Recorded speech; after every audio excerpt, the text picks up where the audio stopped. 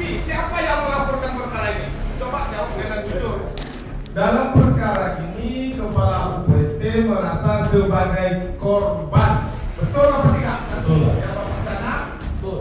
Kalau merasa korban, apakah saudara ada membuat laporan ke KPK? Tidak, Pak. Kenapa saudara semua ini tidak melapor? Padahal saudara jelas-jelas korban. Menurut pengakuan saudara. Coba, apa saudara tidak melapor? Saya lawaran harus Jadi itu alasan saudara tidak melapor. Ya, saya perkara ini sudah sampai nih ke persidangan. Setahu saksi, siapa yang melaporkan perkara ini? Coba jawab dengan jujur. Dari yang satu ini dulu. Ini perlu kita gali yang mulia. Karena mereka tidak melapor sementara mereka korban ini. Dan kita gali.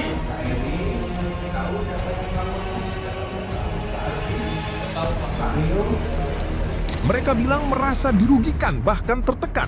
Tapi anehnya, nggak satupun dari mereka yang pernah melapor langsung ke Komisi Pemberantasan Korupsi. Fakta-fakta ini bikin alur cerita jadi terasa janggal. Kasus jalan, tapi pelapornya nggak jelas. Dalam mengusulkan angka-angka itu, berapa yang diajukan oleh UPT Bapak? Kami mengajukan sesuai dengan rapat di kediaman Pak. Kalau tidak salah saya sekitar 20. Pertanyaan saya, sebelum rapat di kediaman, apakah Bapak sudah membuat angka-angka tersebut? Sudah Pak. Sudah. Lalu berapa yang Bapak ajukan? 20 berapa Pak? 20 miliar. 20 miliar itu apakah ada keterlibatan Pak Gubernur untuk Bapak sehingga menulis 20 miliar tersebut? Tidak ada Pak. Tidak ada. Cukup.